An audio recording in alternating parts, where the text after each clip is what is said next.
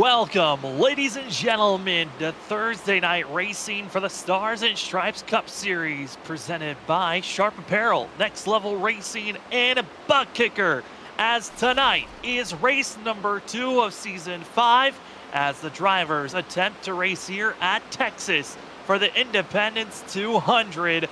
And tonight, running patriotic schemes. July 4th is right around the corner, and drivers want to put out some of their best patriotic schemes here tonight. And at Texas, this is going to be a show to watch for everyone.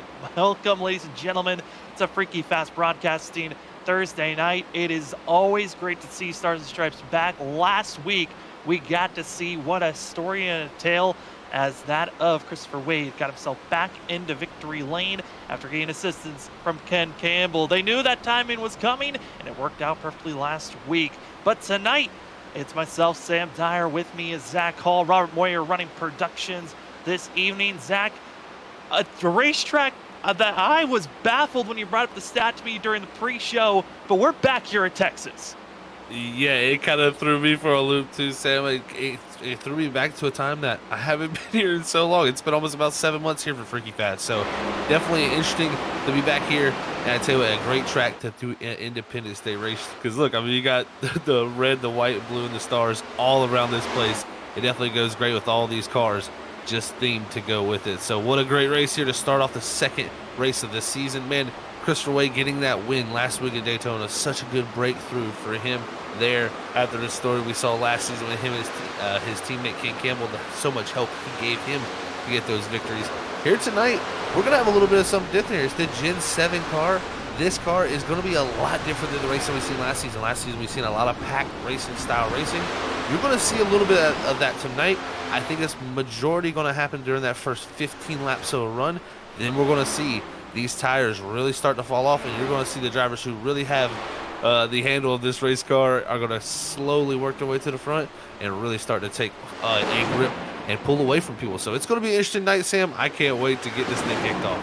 And as well, because we're not at a super speedway or a road course, there is no fast repairs for these drivers. And as we've been seeing during practice here, just in these few minutes of being live, watching practice, drivers have been getting loose. Got to hold on and make sure they don't get any type of damage as we're down to our final minute and a half of practice before we get to qualifying. But Zach, not having a fast repair, this was something that was implemented last season for the drivers, try to incentivize a little bit more clean racing. But here tonight with 35 drivers getting ready to roll out here at Texas, I think it still might be difficult to keep it clean here. Oh, no doubt. This is going to be so tough because the cold tires. I watched a few guys, been really watching a few guys, especially in practice here, coming off of pit road, getting out there on cold tires. Very, very tough. You head off at 3 and 4, a very different corner than 1 and 2, first of all. So when you head off into 3 and 4, those tires, they just don't want to grip up right there at the start of the run. And it gets a very little bit of what we call lazy loose. And that is just a car that it kind of reacts out of nowhere and you can't even catch it. You feel like you can, but it just slowly steps away from you. And that's due to the cold tires just not being up to temp and the grip level not being there with the air pressure. So they're going to have to definitely control not only that, but just like you said, it's a little bit loose off these corners. That's kind of a common thing that we've seen with this Gen 7 car and a lot of the mile and a halves. Very much this car, very tough to get into the corner, doesn't want to turn. It's very much an understeery car when you go into the corners. But when you come off those corners, this car unloads. It very much loses all grip in the rear end, and I tell you, it's a handful to control. You're going to have quick hands, and this new damage model, like you said, with no fast repair, a lot of damage I think is going to come off of turn 4 and turn 2. Got to watch for that wheel damage because that will quickly take you out of the race. Oh, so much information to take in for these drivers, transferring from that Gen 6 to Gen 7, and also all that knowledge you just told us, Zach. And what makes tonight even more special, we're not at a super speedway. This is going to be our first true test to see what the rookies of this season have for us. We've seen a lot of the drivers previously conquer and do well at other tracks in this series, but we've got a class of 11 drivers, 11 rookies. Tonight is their time to see who's got the skill and who's going to be drivers to watch out for that could try to contend for a championship. As we get our first taste here for qualifying, the draft's no longer a factor. It's all about who can put the fastest lap down. You've got 2 laps to figure out who can get that fast lap. as we've also got 5 minutes to get it done. As first on track, Dylan Grimm in the 23, and Grimm, this is going to be a good start for himself here at Texas, needing to get some good points for this DoorDash machine. But here at Texas, we've had, with the amount of races that we've seen here at Texas, I know it's been a long time, but this track always gives great racing. We cannot wait to see if they're going to give us another great storybook ending with dazzling fireworks as lap 1 started off for the 23. You're going to watch here. Dylan Grimm, I tell you, this is a driver I really want to watch out for the start of this season here, especially the track here like Texas. Very, very good when we were back in the Xfinity car a couple of seasons ago. And I feel like this car, more than anything, very different than the Xfinity car, but we're going to see similar amounts of off-throttle time. You're going to have to lift. You're going to have to use a little bit of brake. No longer are we carrying full throttle through these corners like we were with that Gen 6 previous Cup package. A little bit more horsepower we have and a lot less downforce. And especially side forces. Ooh, Grimm there. He's running out of grip there and showing early there, bouncing off the wall, but gets the times in. But it looks like right now, Nate Lynch, he jumps to the top of the board. Or sorry, no, Ken Campbell. Ken Campbell, that first lap beating out Dylan Grimm. Second lap, still not going to be better. But first lap, going to be our 3-time champion of this series, Kyle McCoy, with a 30.107. Going to be top of the board, but I take that back. Martin Perry, top of the board for the 69. Then Derek Offerman.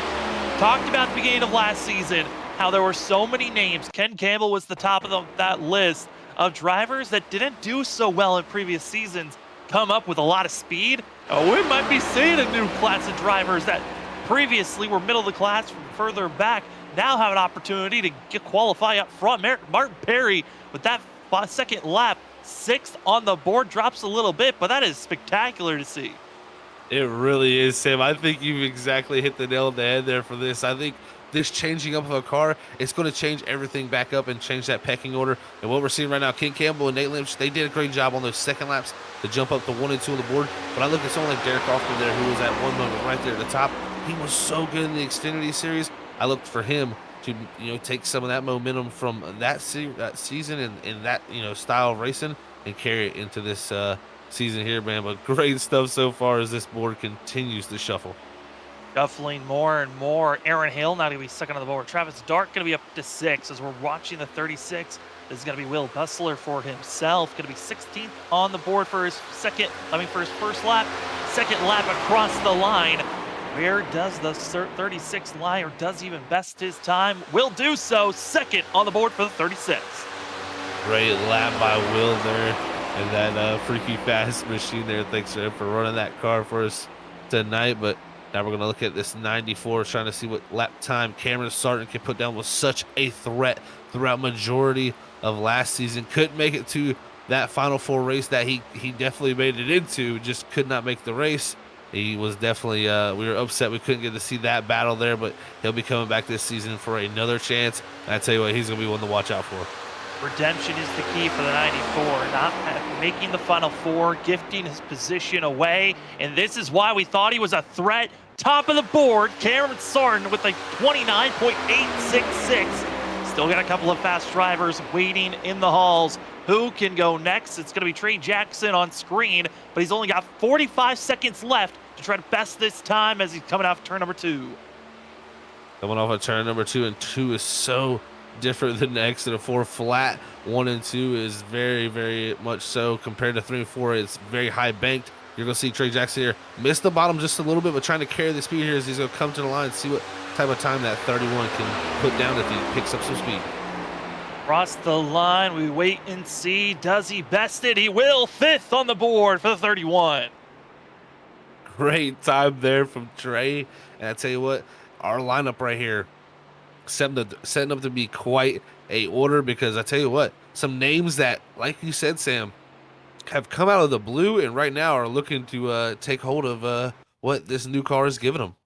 Well, just like that, qualifying has shocked us, and once again, new season, new faces, and who's going to be on top of the board? Well, let's take a look at the qualifying results for tonight's race, as Texas has given us a lot of new names to watch out for, but Rookie of the Year sensation Cameron Sarton from last season going to be getting that pull award here in Texas with Ken Campbell in second place. Driver that's hunting for that Rookie of the Year award going to be in that second row, Thomas Ogle, as well as Will Bustler going to be in third and fourth position. Trey Jackson, a great qualifying time for himself.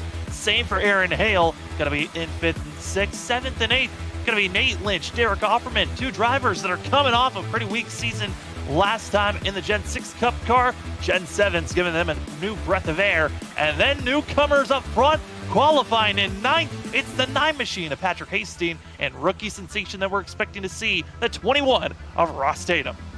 Here's starting in the 11th position, back for the sophomore season. It's the 91 of Jason Gratton.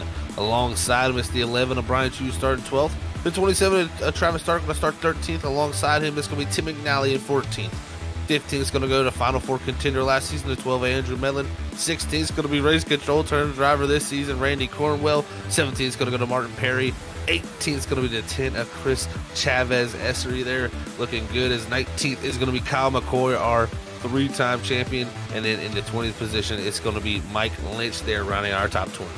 21st going to be that of Scott Rickard, our Season 2 champion when they were running the trucks. 22nd position is going to be the 8 of Philip Chavez, with Dylan Graham going to be in 23rd, Brian Lynch in 24th, Max Ward in 25th, that of Brian Burchett in 26th, George Kovacic in 28th, that of Zach Kreitz going to be in 28th, with our Daytona 200 winner, Christopher Wade, going to be all the way back at 29th. Not a great qualifying time for himself. And finishing up our top 30, it's Ken MacArthur who's going to be in that 30th position.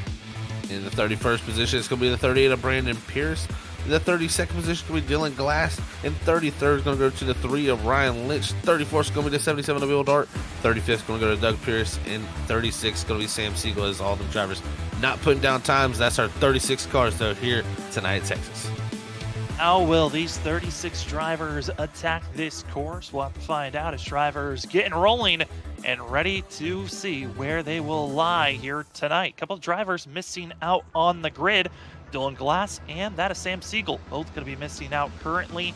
And Brian Lynch, looking like the 24, actually will be making it to the starting grid. Same should be said for a couple of other drivers, but got to say, 2 missing out. Going to be a total of 24 drivers starting out front, and it's going to be Cameron Sarton, Ken Campbell, Thomas Ogle, Will Bustler, and Trey Jackson, our top 5. Zach, that is a very unique top 5, but our top 2, we were expecting to see some threats from them early on.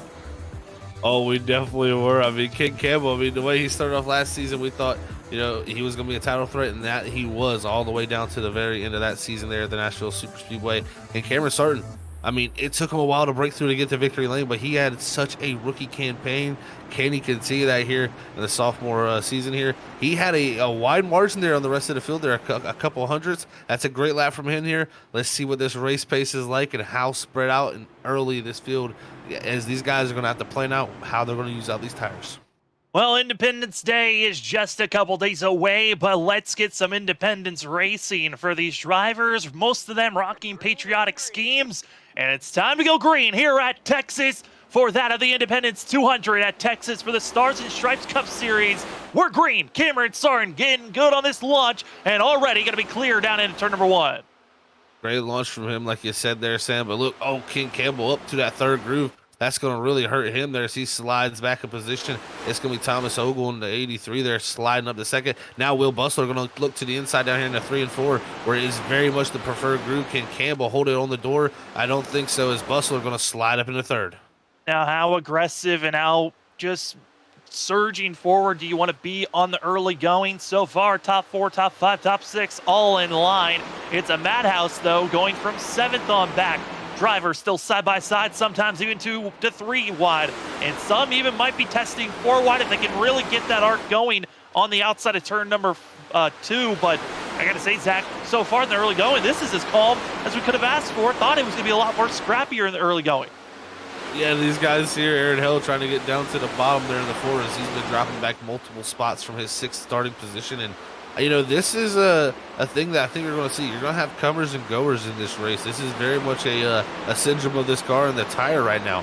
You can save a lot and make up a lot of time late in the run, or you can go out there and really use up the tires. Just what K-Dad do is they're making it 3 wide action here early in Texas and trying to excite the fans as it's hell on the bottom there, trying to hold station, but that car on the outside going very, very quick. Patrick Hastings, the driver that's having issues going backwards. Aggressive is the driver we're riding on board with, and that is the 88-2 McNally. McNally, you know, we're talking about drivers, very different cars on how they're going to react, but you talked about the off-throttle time compared to the Xfinity Series. That's when we started broadcasting the Stars and Stripes Cup Series, and Tim McNally was a driver that threatened a lot of times in the early part of the season. Then he got into a pretty bad slump. This 88, we know, can get aggressive, willing to get aggressive. That's how he won last season. And right now, he's being aggressive with the driver that he had to make contact with to get the win last season. That of Andrew Medlin. Yeah, definitely already showing that aggression is stuck through the off season here, is trying to get as many positions as available right now. Is there's definitely multiple agendas, and that's kind of what I was alluding to. You know, drivers going to be dropping back, drivers going to be going forward. You got to plan how you want to use these tires, but you can't go and put yourself in too far of a hole because it gets tougher and tougher to pass as the run goes on. So even though you've saved a little bit of tire, when you get there, those drivers are still going to fight you for that position that you gave up very easily at the beginning. So it's definitely a situation that you have to play out in your mind. But these drivers are going to be asking themselves how much they want to save and how hard they want to push all night long. Right now, Andrew Medlin taking the outside lane just because of that. The accordion effect of drivers stacking into one another are going to be blocked by the 4. That's Aaron Hale, a driver that notoriously was known for bad qualifying times, but always would work his way through traffic. Done a little bit of a switch this season, trying to get better at that qualifying. Great to see after this offseason for the 4. Yeah, I'm interested to see how this plays out for him. I think this build right here could very well work in his advantage here that we have here on iRacing. Like I'm saying, with the tires being so, tough, he's going very, very slow right now. And that tells me I think he's just trying to save and hold station as it's stacking up these guys behind him who are trying to go forward. But he's just trying to hold his line and just not, use those tires up. We got to think he wanted Dover. That's a track that really tears the tires up, and it really takes saving to, be able to put yourself in position there. I think this could be Aaron Hill's chance to really show out. We'll see, though. You can get yourself in trouble saving this much too early. Well, for this field, currently biggest mover going to be that of the 10 of Chris Essery, who's running in 8th place, up 10 positions. And then the driver losing the most positions, Patrick Hastings, back in 19th. He's down 10 positions. Same for Aaron Hale, that's down 10 positions. So we're starting to see a little bit of parallels of drivers deciding to be aggressive, to move forward. Those that are going backwards, like you noted on there, Zach, these drivers certainly are trying things early on. I mean, we're only on that of lap 9, and we're already starting to see a big swing on where drivers want to be on track. One position we know, though, is staying solid. That's Cameron Sarton, still leading this race by a pretty good margin, but he's got that of Thomas Ogle as well as Will Bustler on his tailpipes, as well as Ken Campbell, all up front and just in line, being waiting and patient. Yeah, you got about the front 5 there as Trey Jackson's about a half second behind this front 4 here. All broke away about a second from that pack behind this first 10 laps. And I tell you what, Ogle showing early that he's going to be a threat here early in this season with the pace he has, as he's been able to pull up to the back bumper. One of the guys who's shown to be so strong throughout the whole entire season. And I tell you what, the one driver that is really making some big headway right now through the field is the teammate of Cameron Sarton, Chris Essery. I mean, he's made up 10 positions up to 8th, and you got to think what's it done to his tires when he gets to that position as we hop on board with Bratton, who in the 6th position, about a second back here, Sam, as it looks like Jackson now has gotten up to that front 4. Well, I'm looking at our top 4 to 5. I mean, they're all running pretty consistent times to one another. Around that 30.4 to 30.6 window is our top 4 where they're running on pace. While Chris Essery on the other point, he's running about 2 to that of even 3 to 4 tenths faster than our leaders back in 7th place. Recognizing he is not letting this race just come down to that long run pace leader on. The 10 is trying to close in. Another fast driver, Trey Jackson, that about 2 laps ago was running a little bit faster than our leaders. Now he's going to lose some time, but it looks like a little bit of back and forth is going on with this 31, where he'll gain time 1 lap, lose the next. Yeah, that's kind of a common thing that we see here in these race cars is you kind of play the cat and mouse game, saving at one point, trying to make up time when you can at another point. So it's always, like I said, pushing and not pushing. It's a management game, and these guys are all playing it. As we look back throughout this field, it's just some great looking cars. As Nate Lynch has worked his way up to that, fell back to the 10th position from that 7th starting spot. We'll see if he can start to work his way forward. As there's definitely been some guys who pushed hard up there, but also been some guys who have fell back. So we'll have to monitor where they get back to throughout this race. And again, we got to remember, Stars and Stripes, no stage here, folks. So there is no stops. This thing can go all the way green to the end, and we've seen it do it before. Yeah, we have seen it go green all the way through, and those races turn into strategy at the very end. And for the end strategies to work out, you've got to be plotting from the drop of the green when you're thinking about coming into pit road, as the battling between the Travis Dart, as well as the 21 of Ross Tatum. And now here comes that as well, the 25 of Nate Lynch trying to catch up to Travis Dart. Close racing from these drivers that are up front instead of our top 10. Driver, though, that is our biggest loser so far on positions lost, Derek Offerman, out of nowhere. He was up front battling in our top 15. He's now back to 25th position. Zach, there is an issue for this 20, and I don't think he's just saving tires. There is something wrong going with this 20. Yeah, he was looking fine there for a few laps, and then all of a sudden there on lap 10, just really something majorly went wrong. He had a bunch of cars pass him up in 3 and 4. I really don't know what happened there. He just continued to lose position after position, and doesn't seem like anything's wrong with the car. I'm looking all around. He didn't have any moments, no slides, nothing like that. I don't know if this is a strategic thing or something was going on, maybe with technical issues. So we'll have to monitor that for sure. But it looks like he's stabilized now back in that 25th position. But definitely unfortunate for the 20 machine, who was looking to start strong here. Other drivers that qualified inside of the top 10 are outside of it. Patrick Hastings in 19th position. He's side by side with Martin Perry for 18th, and qualified for that of Patrick Hastings in 9th place. He's down 10 positions. And then as well, Aaron Hale, who we were seeing run very slowly, is going to be that gray machine right in front of this battle. That 4 qualified 6th, now down 11 spots, 17th. These losses aren't the worst thing in the world. You obviously can come back from this, but there is a limit of how much time you really want to give up to other drivers, as we're right on board with the 12th of Andrew Medlin, and this is for 14th to 13th place that we're seeing right now, side by side. He is going to be that 12, and to his inside going to be that of Scott Rickard, as well as that of Brady Cornwell that we're seeing. And Zach, touching on that point of there's only so much time you're willing to give up, because these drivers got to be careful with this tire saving, especially with how they're running right now for this 14th and 13th position.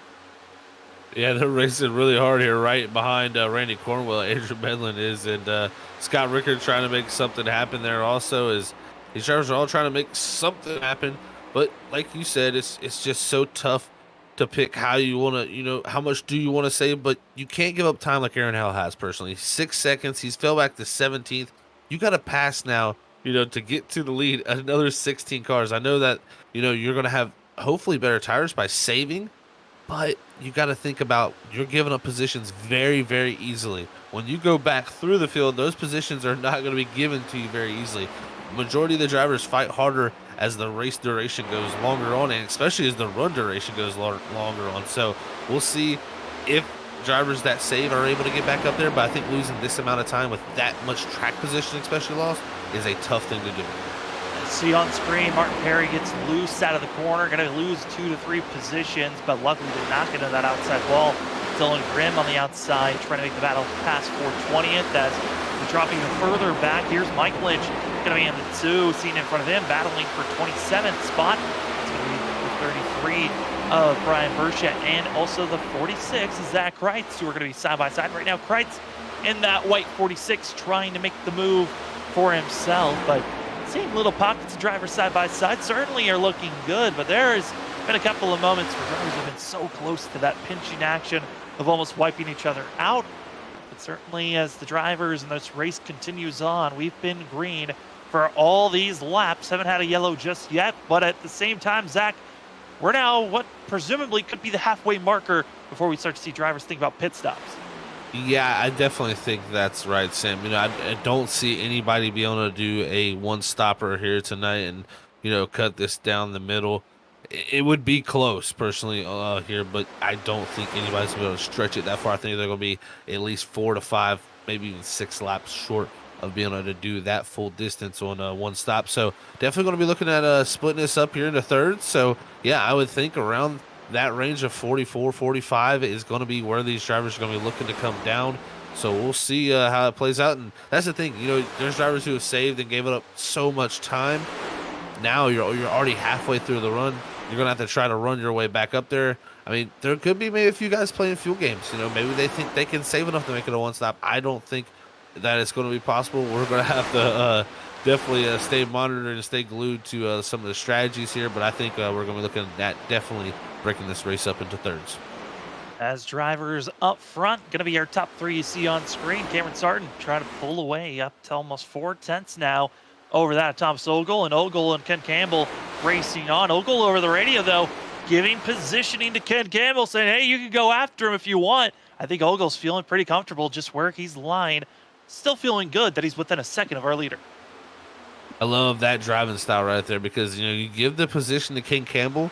If you feel like later in the run you get back to him, you're hoping you get repaid that favor, and that's how a lot of drivers will race. You give to them, they'll give back. So it's a give and take relationship, and you save time when you get side by side like this group is back here.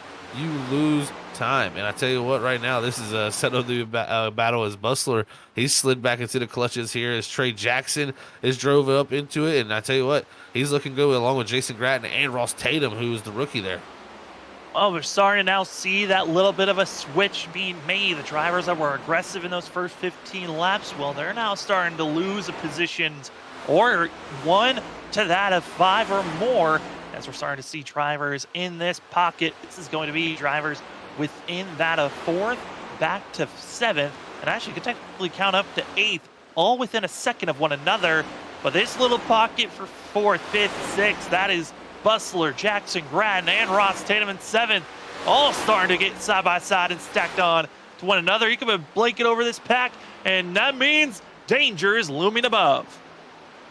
Oh man, that was so close there between Bustler and Jackson. But look at the run here from Tatum as he's coming up into the picture, along with Nate Lynch, who he's dropped back now. He's come back up into the picture up here to the 8th position. I tell you what, we got a great group here. But about a second and a half even behind them, you got Kyle McCoy leading the group behind them. So we're seeing some fantastic racing here. That's going to let that group there behind, like I was speaking of, close in here as this racing here side by side is really slowing some people down. But the 91 of Gratton's going to get the position now to that 25 as he continues to move forward. And Lynch, fastest in practice. I looked at his lap time, Sam. He was looking pretty strong. He also won here in season 1. So this may be a track to watch out for this 25 out. He's always been a factor. Nate Lynch starts to show speed, especially in the early portions of a race.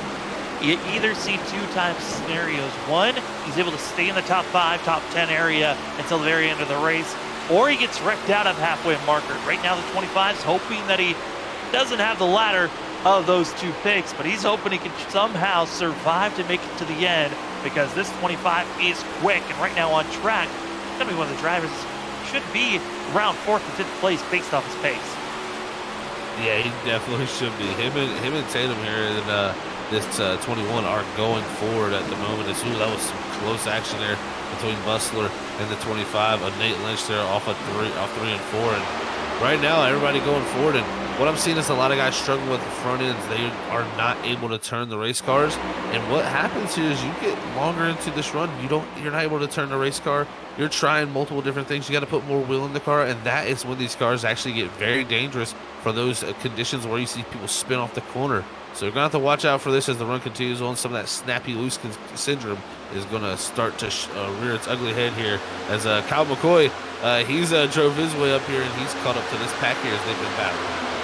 And Kyle McCoy is one of our biggest movers. He's our 3rd biggest mover of the day, up 10 positions. Qualified back in 19. Very poor qualifying run for the 7, but obviously been staying patient and now waiting to make these moves forward. Another driver, I got to say, looking quick.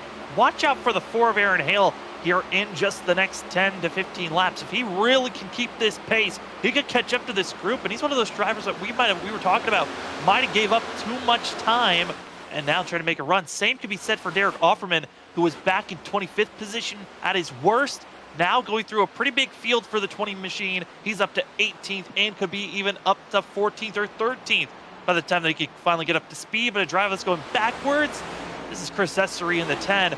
Yes, he moved up a total of about that of 12 to 13 positions once he got to his maximum point, but he's now starting to falter and go backwards. Yeah, and this is exactly what I expected. I saw him really driving around the outside, just really, using the tire up. When you see guys carrying that much speed that early in the run, you know they're not saving, and that's what you're going to see now as this run goes long. It's really going to play. It's going to hurt you for the guys who did that, and now he's even going to be stuck back in dirty air. It's going to be a tough syndrome for that 10 to deal with, but definitely got Offerman here in this 20, continuing to move his way back forward. He lifted there early and gave up all the positions, but now starting to get a lot of them back here is looking strong, and that's from that tire saving us up the racetrack a little bit there. Don't want to get up into Perry there on his outside. I mean, yes, you saved your tires for this moment, but you still don't have the same grip that you once had about 15 laps ago. So some of these drivers that are starting to make their surge forward because they've been waiting for this time to make that last go, they've still lost ground. That's the big thing that's hurting Aaron Hale, Offerman, also other drivers further back, is if you were waiting for this long run pace to finally click in, they've given up so much time that they're still down on positions from where they even qualified. So they're still trying to find that equal positioning in time and to finally go backwards and move forwards. It's going to take a couple of stints, and I think that last go might be their best time to figure out that true equalization of, all right, this is when I can stay out there for 20 or 25 laps, and then it's time to take off and not back to 30 or more. And you're seeing right here, too, look at this Kyle McCoy. He's made his way through, guys, so great job by him to get up to 6th here as he's gotten by along with Nate Lynch and Ross Tatum. So those three were the ones making big ground up, and along with that, Grant was able to latch on to the back of him, make positions around the other guys that were ahead of him. So great job by him in the 91 there to hold station in the 7th position and really take advantage of the guys going forward and following them through. And right now, Kyle McCoy, one of their second biggest movers so far. Biggest mover, though, that's last week's winner. That is going to be Christopher Wade back in 14th place, who is riding behind our Season 2 champion, and Scott Rickard. That was back when they were running the Truck Series. And right now, Christopher Wade up to 13th, up 16 positions from where he started. The 53, I think he might have found the perfect way to move through this field with his poor qualifying time. He qualified back in 29th. I don't think he was part of, I think he was part of that group that did not actually, who did put a time down, but he was one of the slowest drivers from qualifying and done a great job. And he's now up to 13th in our top 15.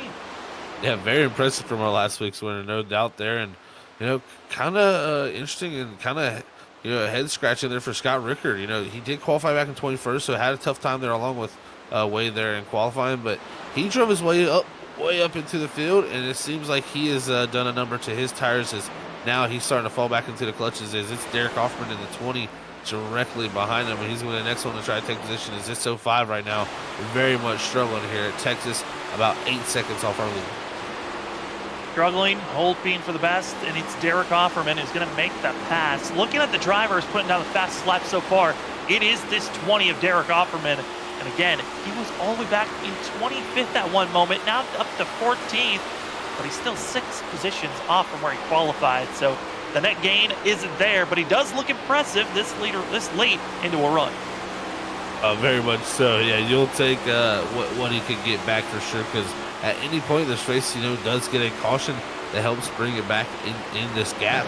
He very much could, use that right there knowledge to work off a later run and know, hey, if I just do the same thing I did there, I can go forward again. If I keep my track position, I should be able to go even farther forward. So great job by Derek Hoffman. And again, like I said, he did very well in the Xfinity car. So I expect him to be more exceptional in this car than the Gen 6. I seem like it would fit more of that style that you had to carry in that Xfinity car. And I think that's shown right here. So he's got a little bit of a run here on Wade, but he got the group up ahead of him with McNally, Essery, and Bustler.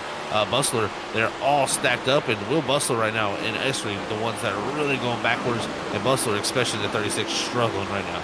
Yeah, that 10 and 36 both were part of that cluster of drivers that decided to get very aggressive in the first 15 laps of this race. Now going backwards. Do want to give a report of drivers further back. First driver to hit pit road tonight is Ken MacArthur. And MacArthur had a very scary moment trying to get into pit road as he sees the drivers 3 wide ahead of him. As that's not the most confident thing to see, as that was the group we were just watching of Chris Essery, Timmy McNally, and also Christopher Wade. But for MacArthur, first driver to hit pit road, had a little bit of damage he had to come in for. So the 97 will be our tone center of who wants to come into pit road following him. And it looks like it's going to be the majority of the drivers further back in the field. But who in our top 10 might decide to come into pit road first of that cluster? That's going to be a good question because really our top 3 are broken away. As you see right here, the 33 coming down pit road, trying to get his stop done here on Brian Burchett. But we'll see who next elects to come down. But I tell you, the driver that had a big moment we saw there coming off of pit road from that view was Chris Essery there. He got very, very loose underneath that 36 of Bustler, and they were racing very hard side by side there. And it really lost to that 10, losing some momentum. Now it's going to be McNally along with Offerman here trying to go forward as Bustler is kind of the one right here leading the head of this group. But look at Offerman, though, with the run off of 2. That 20 moving here late in the run. Give me 1, give me 2, give me 3. I'll go into turn 3, taking those positions. And now, Derek Offerman, he was back in 25th. He's cracked in back into the top 10, qualified 8th, and he's trying to make this run work. He's got to get up now 2 seconds to close in on a Trey Jackson. That's a pretty big margin as more drivers hitting pit road. That of Brian Burchett, Randy Cornwell, and now that of Kreitz going to be hitting pit road as the 20 running about similar pace to what our leader was that last lap, but that was during the time going through traffic, excuse me. Yeah, that's very, very impressive to see. So we'll see how that continues to shake out there. Is it's still a very sizable gap, but look at this though. This is our leader, Cameron Sarton. He's looking, his times are starting to drop a little bit here. Ken Campbell a 10th faster last time. Campbell looked much better down here in 1 and 2. But I will tell you, this is right at the end of the fuel window. And look at this group back here. Wow, this is a battle shaking up here, Sam.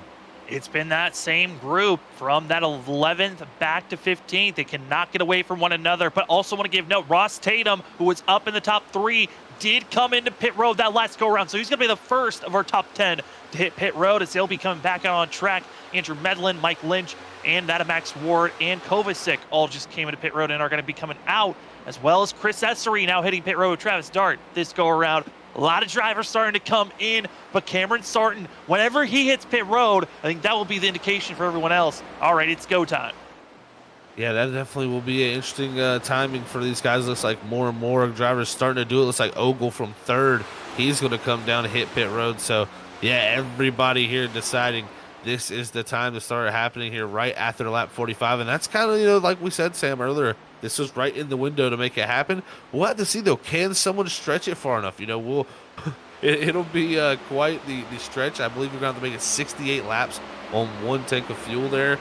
That's going to be quite the distance if you want to do a 1 stop. But, we'll see if anybody elects to do it. But right now, a lot of drivers elected to hit pit road. It looks like Ken Campbell now down 2. Yeah, I think a lot of drivers are trying to make it at least to turn this race into a 2-stop in some fashion. That means you've got to get to lap 45 to make sure that you're comfortable, as Sarton, Campbell, as well as others hitting pit road. 2 drivers, have been caught with speeding. That is Zach Kreitz and Mike Lynch, both caught speeding into the entry pit road and are going to be 2 laps down. As the rest of the drivers, we wait for them to come into pit road. As coming in a little bit of an awkward stop, going to be that of Dylan Grimm for the 23, who is leading as he comes in. Now the new leader going to be Aaron Hale for the 4. Yeah, Aaron Hale here after that long fall back to about the 18th, 19th position. And after starting up in that 6th spot, he drove his way all the way back up into the top 10 and right almost into the top 5. But now back up front, here he is, and going to get him some laps led. And we'll see how long does he stretch here. We know he likes to save the tires, likes to stretch it a little bit longer. This will be definitely stretching it longer than most guys. As looks like right now Trey Jackson's still out there. Martin Perry's going to hit pit road now. Looks like Wade along with them. But this is the time, Sam, where the caution is most prevalent. Cold tires and also drivers on different levels of speed. It's going to be a little bit wild out here for a few laps, definitely. And Zach, want to give note, Ross Tatum came in 3 laps sooner than Cameron Sarton and has the lead, well, provisional lead coming through. Should be able to get it once this pit cycle goes all the way through, but be having that of about 7/10 over that 94 is Ross Tatum. A gutsy call from the 21 as Cameron Sarton got to see, can he catch up and make the pass? While we're now seeing Aaron Hale, Jackson, and others hitting pit road.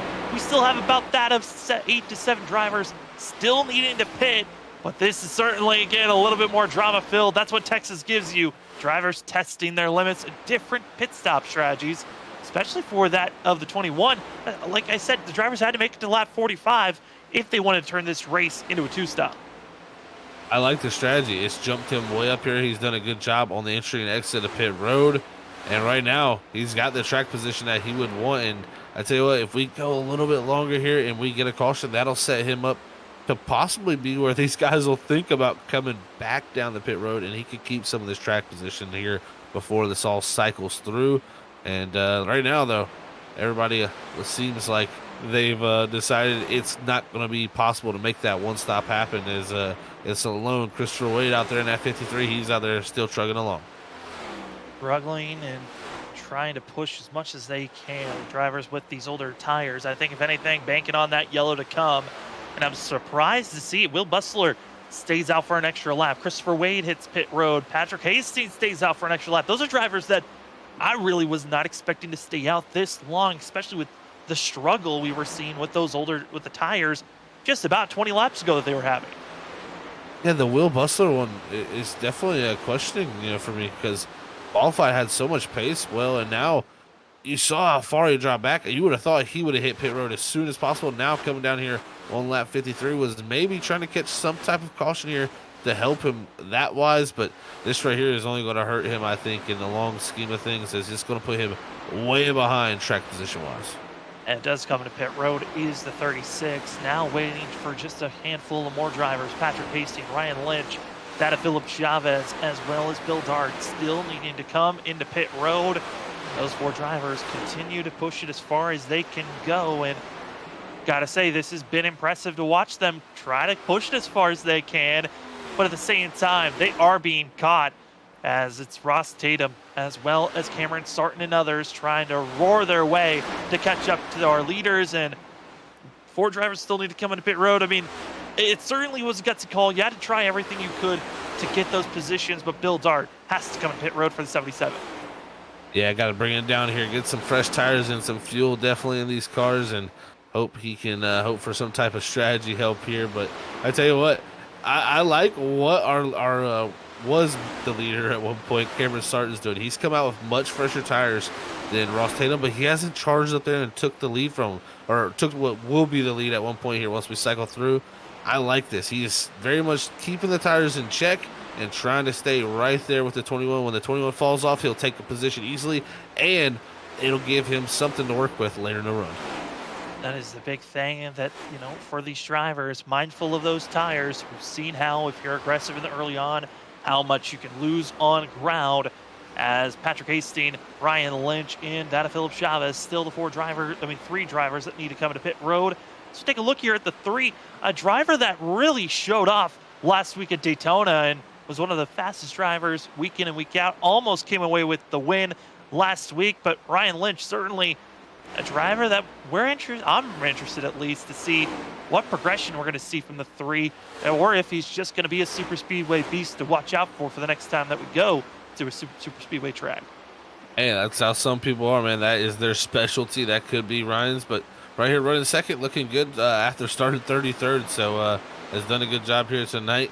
Going to be in an interesting position once this all cycles through, because really only about 5 seconds ahead of what the leaders will be right now. So he's most likely going to be going a lap down, but he'll be able to use those newer tires to hopefully get himself back on that lead lap. But I tell you what, still, nonetheless, a good showing again for the 3 machine here. Is we're looking at Hasty. He's getting passed there by the new tires. Drivers continue to dice it back and forth with all different strategies as we're coming up to lap 60. Still got a can full of drivers that need to come into pit road, but for us here at Freaky Fast Broadcasting, we're going to go side by side so you don't miss a thing. Thank you for joining us Thursday night racing action for the Stars and Stripes Cup Series. This is race number 2 of season 5, and it has been a pleasure to watch these drivers. Again, we'll be back in just a few, but you won't miss a thing as we go side by side. Start your engines!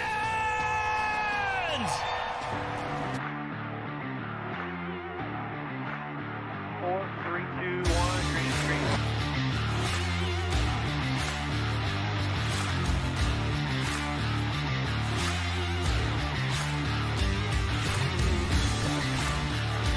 No rear grip whatsoever, up sideways. Sideways everywhere. Come on, man, do what you can.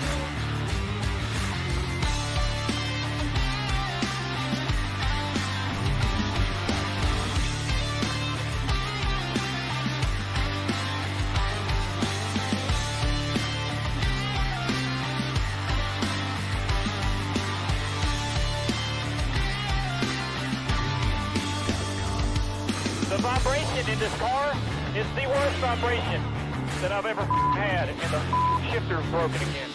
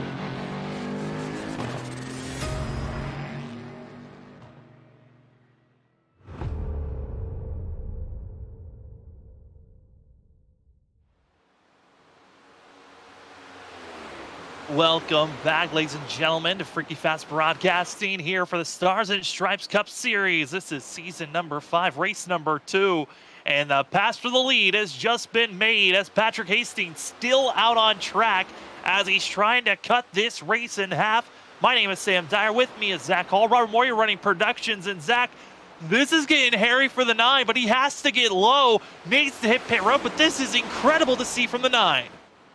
It really is how far he's stretched this. This is very well done from him. This will be 65 laps right here. And I mean, if you can do another 65 laps, that'll get you to 130.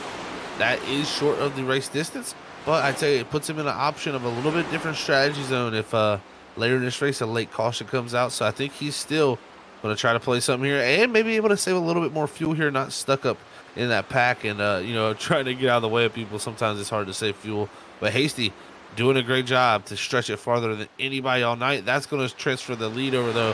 The camera's starting his hands now, but he's got Ken Campbell directly behind him. And Ken Campbell's been so aggressive, and Ross Tatum was leading this group of drivers that already made their pit stops, but the 21, because he pitted so much earlier and was so aggressive on his tires, he's now fallen back to third, about 1.2 seconds back, but Ken Campbell pounding for the lead. And this is great to see from the 15 who won the first 3 races of last season. Kind of shocked us up in the booth, especially with the way that he ran for season 3. But season 4 was all Ken Campbell in the early going. And we got the playoffs and things changed for Kyle McCoy. But I got to say, Ken Campbell, Cameron Sarton, these are 2 drivers that we know want to get redemption in some fashion. I'm presuming, I'm probably feeling for them. They thought that they had last season locked up for a championship. Both of them at different points in the season. Oh, they definitely did for sure. I mean, it was that good of a season for sure. You really didn't know at any point who had it. I mean, at all points it changed to who was the favorite. And right now, these 2 up front, they're doing a great job. But he can't look too far behind. I tell you what, it's been watching here for me. That number 7, that champion we always seem to talk about, Kyle McCoy. He's driven his way up from that 19th position all the way to 5th. And I tell you what, also he's turned in some of the fastest lap times. He has 1 lap fresher tires than our leaders. We'll see what he can do. As he's about 4 seconds behind him as we hop on board with Andrew Medlin. As we're on board with Andrew Medlin and get ourselves for the 12 riding on board. He's certainly been one of our most consistent drivers throughout a lot of these seasons, someone that's going for top 5s, top 10s in that of when we saw for that of the Gen 6 Cup cars, as well as the Xfinity cars for that of Season 3. But so far here tonight, this has kind of been odd to see Medlin not really running as well as we thought that he would here tonight, all the way back in 17th place.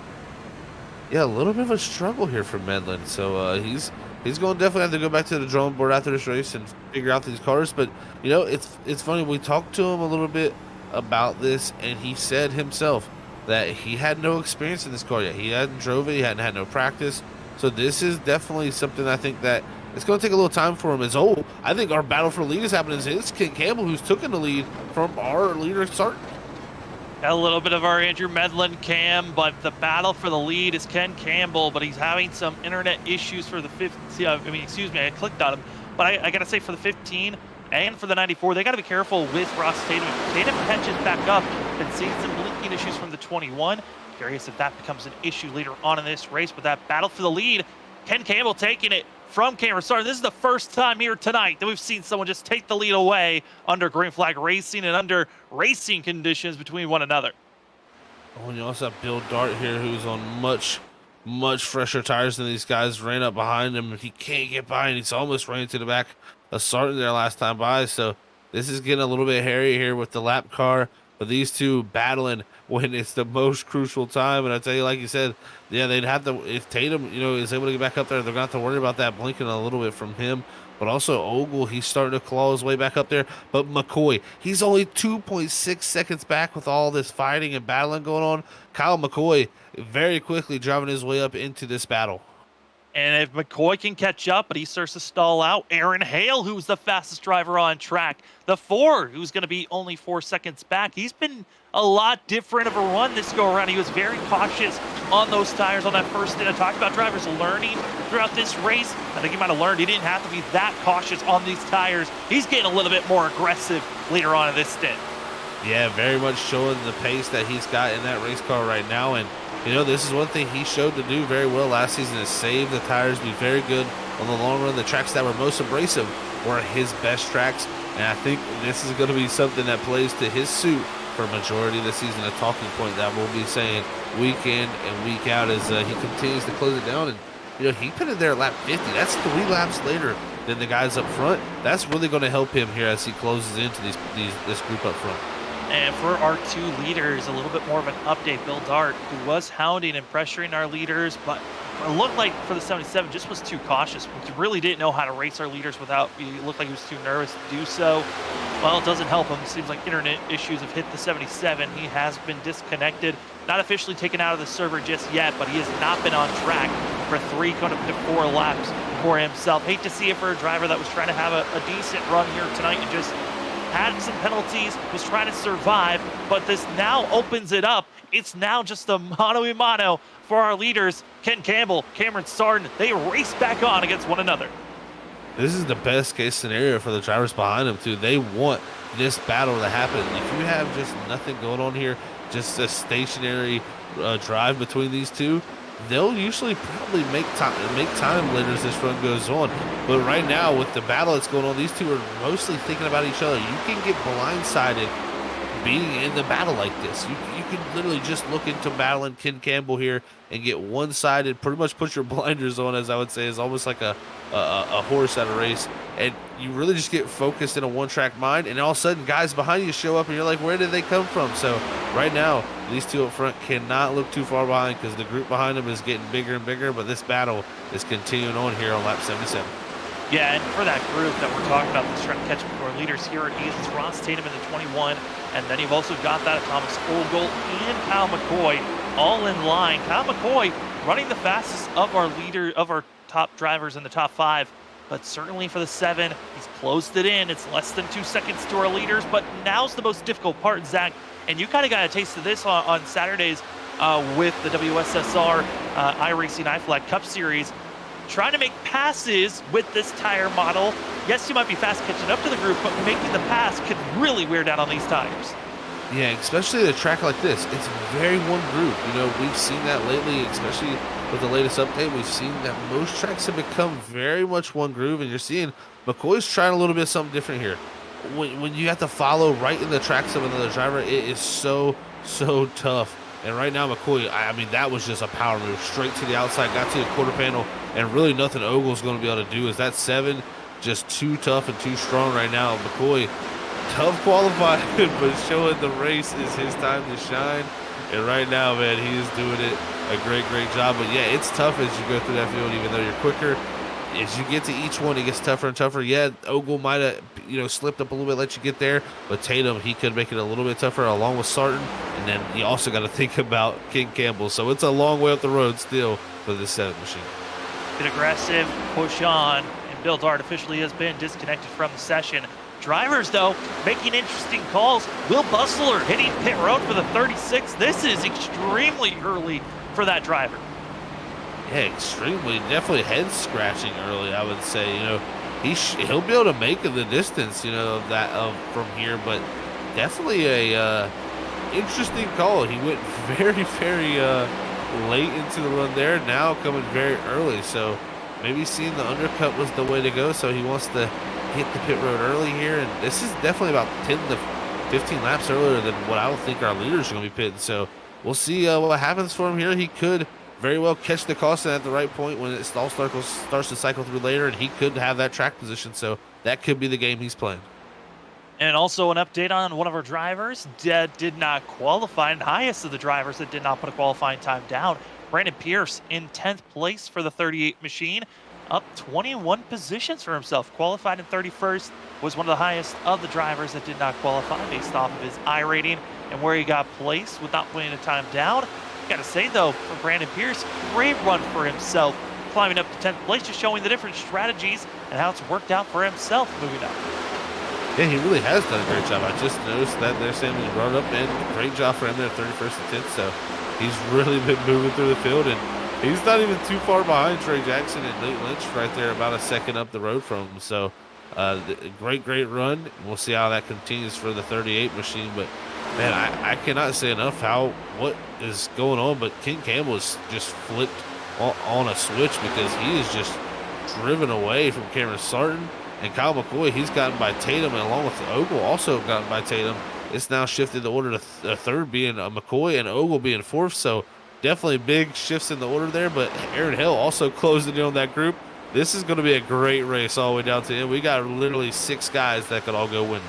Yeah, and right now for Aaron Hale, just an update for this 4 machine. He is catching up to the group that's ahead of him, but compared to the 4 to the 15, he has actually lost ground. Ken Campbell's been able to pull away, and Aaron Hale, he's got to be a troublesome driver to watch out for just because of the tires. They're starting to plateau as he's catching up to this group ahead of him. As I say that, though, he just caught up 4/10. The battling in front of him is helping him out with seeing Ross Tatum and others getting side by side, as Ryan Lynch going to be adding a little bit of mix and a fray for our leaders on having those fresher tires, which now enables the 4. He's in striking distance of Ross Tatum.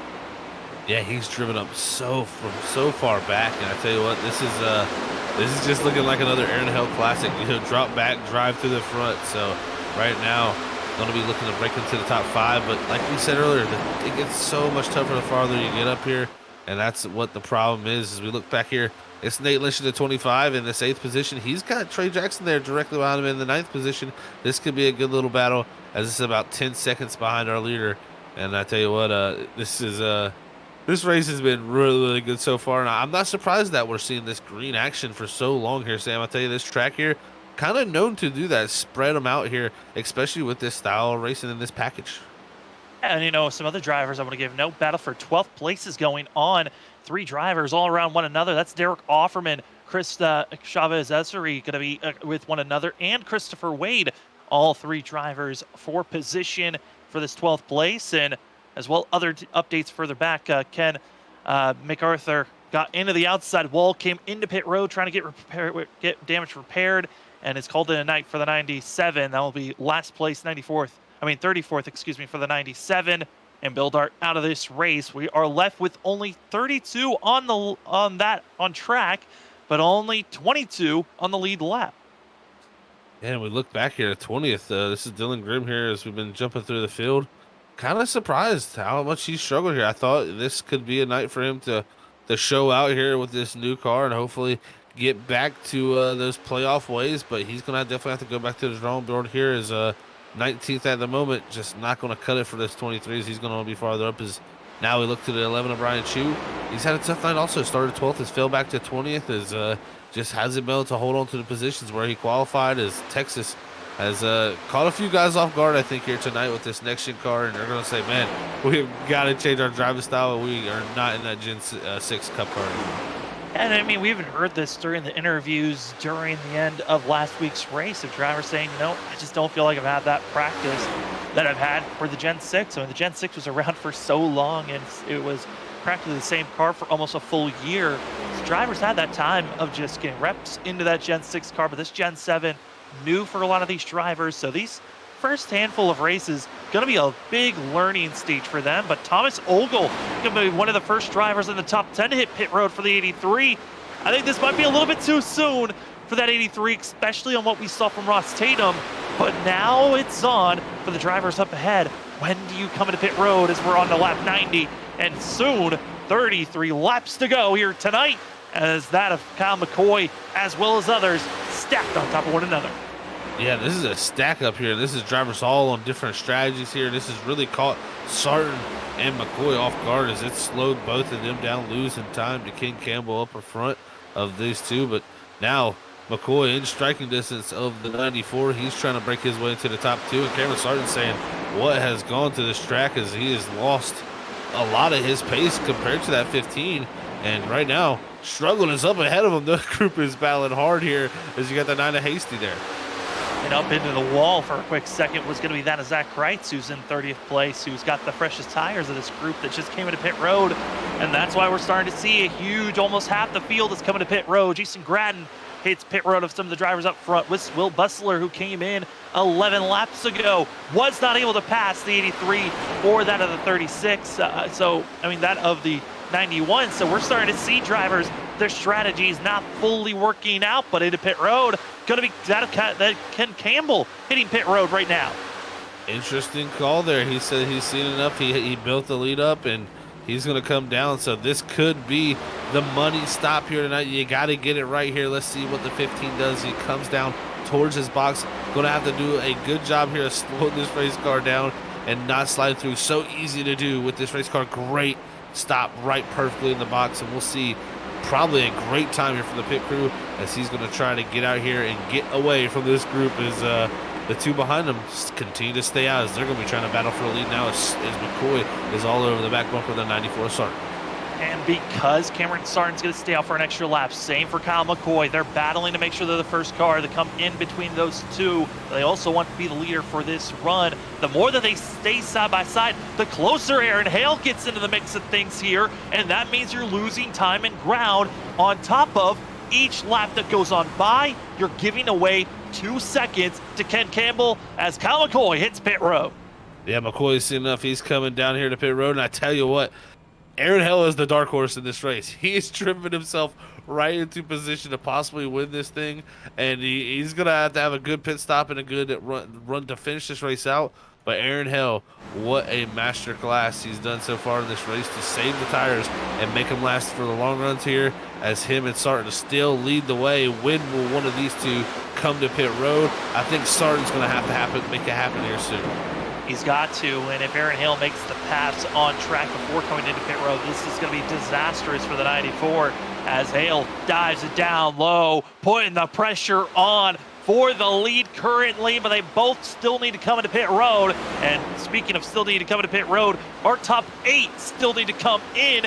And as well, Zach, as we were talking about it during our commercial break, questioning for Patrick Hastings, was he going to be able to stretch this race all the way out and potentially just do a one-stop based off the timing for the 9 to those of Ogle and that of Campbell?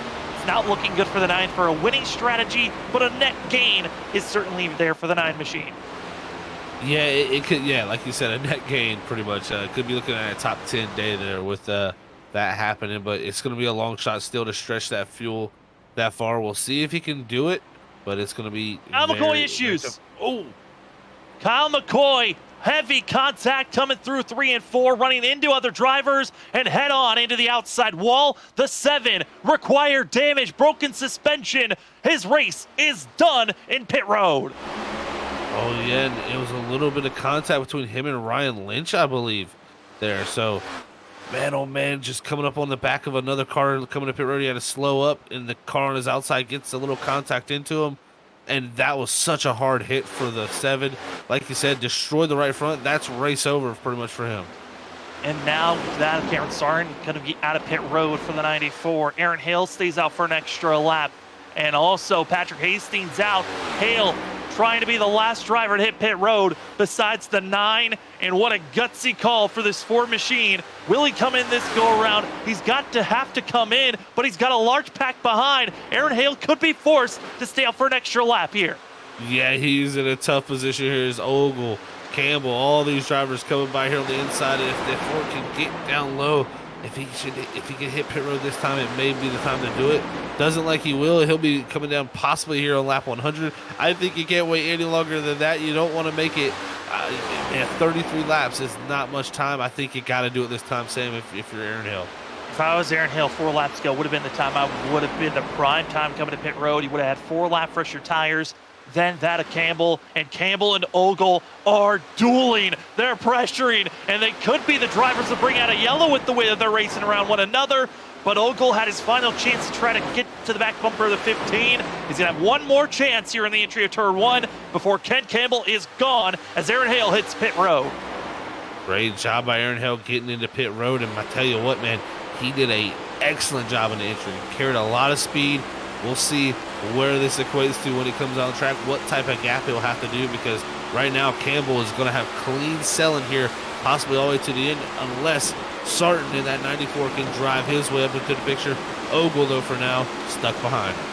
Looking at drivers that are going to have fresher tires, that of Cameron Sarton, also that of Ross Tatum, fresher tires, but they're going to be finding themselves just about 7.5 seconds off of Ken Campbell. And that's a lot of time here, Zach, that the 94 has to make up. But he's right around that window I was talking about, giving up 4 laps to that of Ken Campbell. But the fresher tires are going to be just that much more. Ken Campbell is pushing his tires to try to keep up with the gap over the 94. Yeah, this is an interesting scenario. Does he push too hard here, burn his stuff up, trying to worry about them, or does he save his stuff here? It's so hard when you're in this lead position right here to say what you want to do, because if you go and save and then they catch you anyways and they have the fresher tires, they usually get around you. If you don't go and save and you burn your stuff up and they catch you, then you're going to say, why didn't I save? So it's one of those things to the driver. You got to have the right pace all the way down to the end. Ken Campbell's in position to win this thing, but he cannot get too overzealous and push this car too hard and burn up these tires. He's got to make a clean, consistent run just like he did last time, all the way to that checker flag. We've been clean, we've been green, but if you look at the past, it's been wrecks in those final 20 laps or coming to 20 laps to go in the past years at Stars and Stripes. But since we've been clean and green, the strategy's been so high. Zach and I have been so curious on how the strategy's going to work out. We haven't gotten to sponsors, so we got to get them really quick here. We're going to start things off with iRacing iFlag, one of the best places to go to get your iFlag virtual flag system, as well as your digital pit board. They give you so much great information, such as the weather conditions, track temp, your average per 5 laps on fuel, and how many laps you got of fuel left. And Patrick Hastings needing that for iRacing iFlag. Hopefully he's got his pit board box set up. And thank you so much to iRacing iFlag. We'll use our promo code FreakyFast2022 to get a discount while purchasing your iRacing iFlag. And next, you can also check out our admin box, our newest sponsor here, and that is Race Control at your fingertips. What is admin box? That's right, admin box is built for iRacers by iRacers. In league and hosted races, the goal is to make race control as easy as possible, so each admin box connects via USB with pre-programmed commands for race control, driver functions, and pit options. They also have LED backlighting that makes the buttons highly visible in any situation, and they're mounted in a desk mounted enclosure that will let it sit on any type of desk there, and it's race control at your fingertips. So make sure you head on over to adminbox.com. That's adminbox with 2 X's, and use that discount code FFB/box with 2 X's there to get that discount, and you can have race control at your fingertips. And as well, race sponsor for that of the Stars and Stripes Cup Series, and here at Freaky Fast Broadcasting, it's ButtKicker. Feel what you've been missing. Go get yourself a Gamer 2. It's an attachment that attaches to your rig. It's a physical mask that moves. Instead of just hearing the sounds, it moves your rig so you can feel the sounds as well. Great way to enhance your racing, and a great way to feel what's going on with your car. Do you need a lesson on how much you're turning with the movement from hearing and feeling the sliding of your tires? Well, that's a great way to enhance yourself and get more skilled at feeling and hearing from iRacing and many of other movies and also video games. Work with ButtKicker. Use our promo code FreakyFast20 for 20% off. ButtKicker, feel what you've been missing. And you've got yourself the admin box. You got yourself that of the iRacing iFlag. You got the ButtKicker. Well, you're also going to need to attach it to something. I said a racing rig. Well, this is where you go to get your racing rig. That's Advanced Sim Racing. They've got racing chassis, that of monitor stands, racing wheels, and much, much more. Go over to Advanced Sim Racing to check out their gallery of great items to get your sim racing action started. Go use our promo code FreakyFast5 for 5% off. Thank you to all the amazing sponsors that help at that of the Stars and Stripes Cup Series and here at Freaky Fast Broadcasting. But Zach, the sponsors are out of the way. The strategies have been set. And now the only thing that can change it is a yellow, but the race is on. And for Ken Campbell, he might have burned off those tires a little bit too much because he's starting to get ran down by Sarton and Tatum. Yeah, that time is starting to click away here as the time in the race laps click away. Here's last time by Ken Campbell was a 38.09. We're looking at right here, Cameron Sarton 36.45, so almost full 2/10 of a second there gained, and it's going to need more than that though. Sarton's going to need to keep gaining more. We'll see what they can do here. Is also you got to think of Aaron Hale back there who pitted on lap 100. He's about 10 seconds back now from the lead, and he's not really pushing too hard from what I'm seeing. He's still kind of holding the station, not really going too fast, but I think he's going to need to go a little bit harder here if he's going to want to try to run these guys down. Jason Gratton's now going to be pushed back to 5th place as Cameron Sarton and Ross Tatum, they are now in 3rd and 4th. They're going to be 6 seconds back from Ken Campbell. Thomas Ogle going to be also running just 1,000 faster than Ken Campbell. You're going to need to run a little bit faster than that if you want to catch up to the 15. And Ken Campbell certainly has had some scares, but right now for the 15, he's got that of Brian Chu in his rear bumper. As in front of him, he's got a little bit of a cluster, but that's a half a corner ahead of this 15. So not expecting any type of worrisome for himself, but some drivers that were trying some gutsy calls. Patrick Hastings, his gutsy call to only turn this race into a one-stop Zach, it's backfired. He is now in a net loss back in 15th for the 9. Yeah, this is gone from looking all right to looking like not a good idea. And I tell you, you got to give him credit, though, for trying something. It takes a lot of guts there to, pretty much just slow down and try to hope that it plays out for you. But sometimes it just doesn't work out. As we're watching here, Offerman in the 20 and Esri here battle for the 11th and 12th position. Offerman's had a great night. And look at Rickard. He's starting to figure it out here. He's drove himself back up to the 13th, trying to maybe drive himself into a late top 10 position. That would be a great drive for Scott Rickard to rebound from. Yeah, starting to see this pack that once was really jam-packed, packed like sardines. It was 9th back to that of 14th on top of one another. But they have now started to space out, give each other a little bit more room, and not giving anyone any room right now is the battling that's happening back for 14th as Derek Offerman, as well as Martin Perry, as well as Scott Rickard right on top of one another. Starting to see some drivers with some big moves going forward. Christopher Wade and that of Brandon Pierce. Both drivers for Wade up to 7th, Pierce in 9th, up 22 positions, both of them biggest movers of the night, the both of them. But for the lead, it's not looking so great for Ken Campbell. That was an extremely slow time for the 15 as he was passed by Brian Chu. Yeah, that's exactly what I was looking at too, Sam. I was watching the laps click away. He picks it back up to a 31.24, but yeah, that was not what he wants to see. Sarton has already driven it down to 4.6 seconds now. I mean, it was only a 10th of a second difference between the two there, so great job by him by, rebounding and getting a good lap like that, but you can't have many of those laps like he did there before as the time is clicking away. And I tell you, the 4 of hell is starting to close in a lot too, 30-81 for him. So if he can continue to close in, he could be looking to try to get onto that podium. It's going to be a wild dash to the finish here for our top 5. Who is going to make it to the end? The laps continue to tick away, and some of the drivers going to be battling one another. Back for 7th place, Christopher Wade and Brandon Pierce going to be on top of one another as it's the drivers' 2 biggest movers of the day. Fresh tires winning out for that 38 machine. Pierce up to 7th, up 24 spots from where he started, 21 for that of Christopher Wade.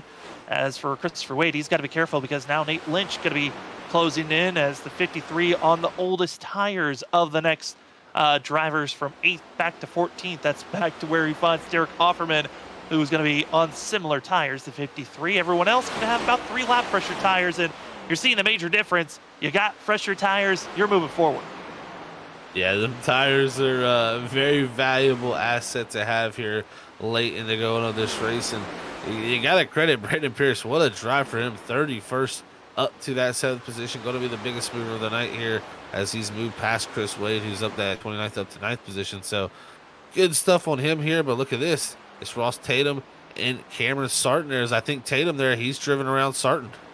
Yeah, did a little bit of a switch coming off of turn number 4, the 21 over the 94. And for Ross Tatum, I think he's just been sitting behind Cameron Sarton, said, all right, you had your opportunity to try to run down the leader for these past, 20 laps. It's now my time to give it a try. The 21 of Ross Tatum, one of the drivers that came in the soonest during that first pit stop, waited until the last couple of laps for himself to come into pit road, and now it's on. It's 4.4 seconds back. That last go around was 2/10.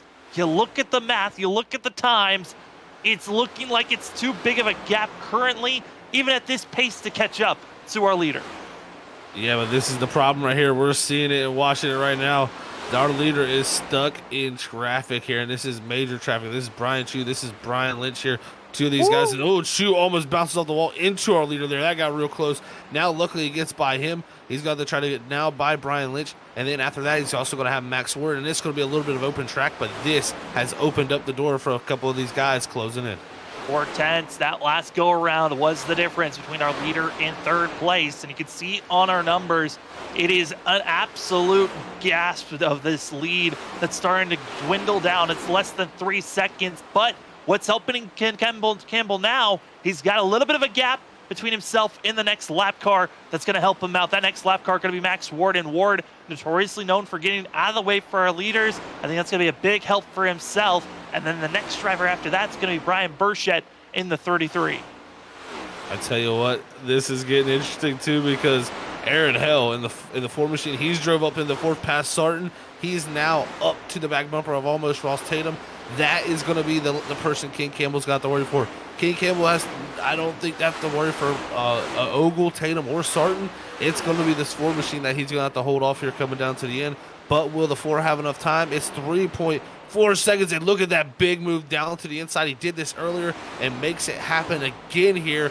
Great move by him, but slow car here almost gets up into him there. Patrick Hasty in the 9. 9 heavily damaged, broken, and he's going to have to limp that 9 to pit road. Almost brought out a yellow, and now Aaron Hale on the go. Last lap threw it down a faster than 31-second time. As you see the 9, he'll make it into pit road cleanly for himself. But that pass for Hale and a little bit of scare getting by the 9 machine, only slowing him down by just that of 2/10. Still 4/10 faster than our leader. At this pace, Aaron Hale could catch up to our leader. And I mean, look at the traffic too. There is a gaggle of cars up here, and they're gonna have to all work through it. The new tire is gonna help a lot to get through traffic. Right now, if I'm Ken Campbell, I am trying to hit the best laps of my life here right now, because that 4 machine has possibly driven himself into position to run him down here at the end. This is similar to what he did at Dover. Again, diving to the inside here with 10 to go. Aaron Hell in the 4, making it look easy. He's got to trust that he's going to have the same grip each and every lap for that dive bomb move, because he's going to have to do it for every single person. Turn one, your maximum potential to make these passes. We'll see if Kreitz is going to get out of the way. He's going to be for Zach Kreitz.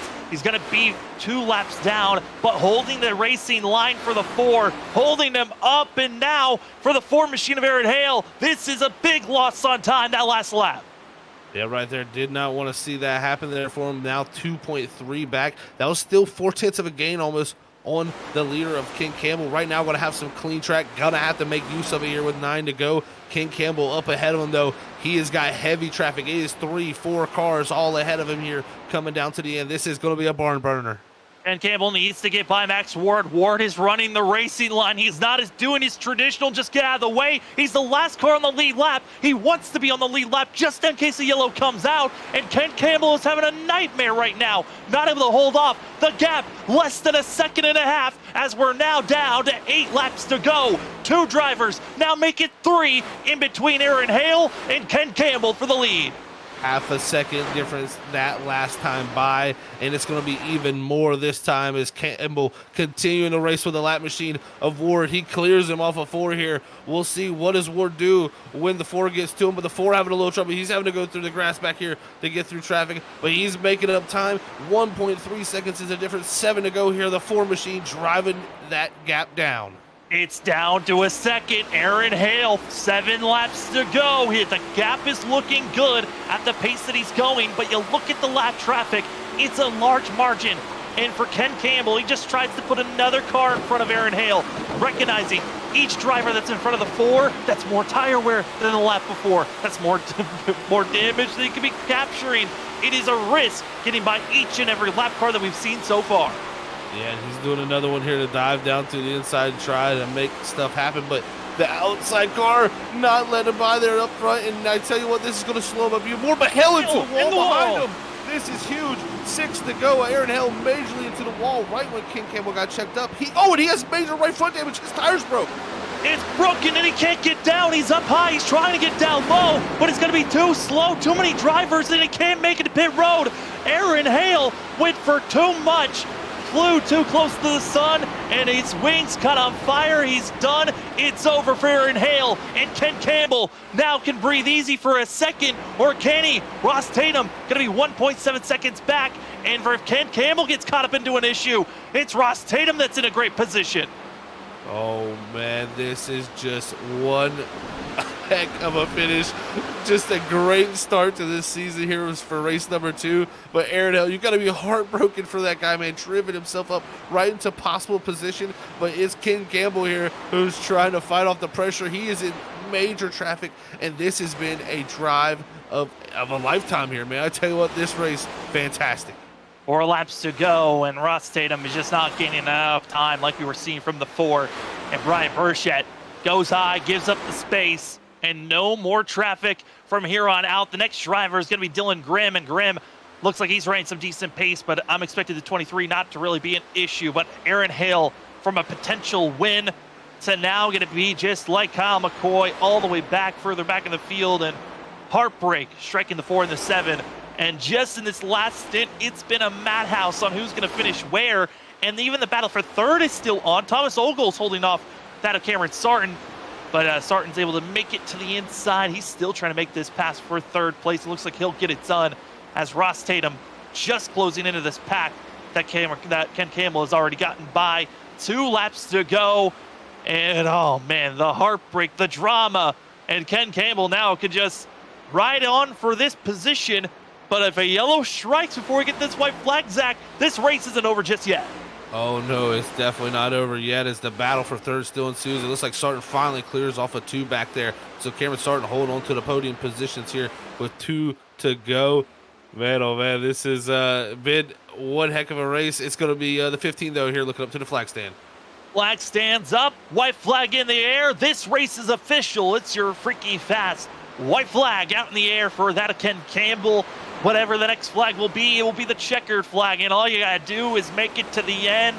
Kudos to Ross Tatum closing in the gap as much as he has, but he's now in the middle of that traffic for the 21. He's just got to survive to make it to the end. But for up front, Ken Campbell weathered the storm. He got through the traffic cleanly and out at turn number 4, back to victory lane. He assisted his teammate last week, and now he's going to victory lane this week. What a drive, and what a statement to start the season. I tell you what, the way this race just played out, we had 6, 7 guys literally that could have won this race, and it went completely green for 133 laps. I'm telling you, this season, guys, if you ain't seen it up here already, tune in each and every week, because we're gonna have a battle like this every single time. And Ken Campbell, I believe, if I counted correctly, believe that this 15 machine might have led the most laps for the second week in a row for this 15. And like I said, a statement week. Helped his teammate out last week for that of Christopher Wade to win at Daytona. That was his whole entire goal and mindset at Daytona. But here, tonight at Texas, it was all that of Ken Campbell for the Independence 200. He certainly did feel independent by himself, dominating, showing out, and getting the win for the 15. And he's going to celebrate here around the front stretch. I tell you, he's going to be an excited customer when we talk to him, man. He is driven the wheels off this thing. And also, you got to give credit to Ross Tatum. I mean, from 10th to 2nd there for him. Ogle holds on the 4th. Grattan going to come in with the late 5th. And Pierce all the way up to 6th. I mean, what a night here. And I can't wait to hear from this top 3. Well, for 2 weeks in a row, it's going to be Storm Motorsports finishing 1-2 with Cameron Sarton in 3rd for the 94. That is not going to be for 2 weeks in a row, but Cameron Sarton finishing up front. And we'll talk to our top 3 in just a few moments. We're going to step aside. What a burnout from the 15. That is going to be where we sit as we wait for our top 3 and get interviews in just a little bit.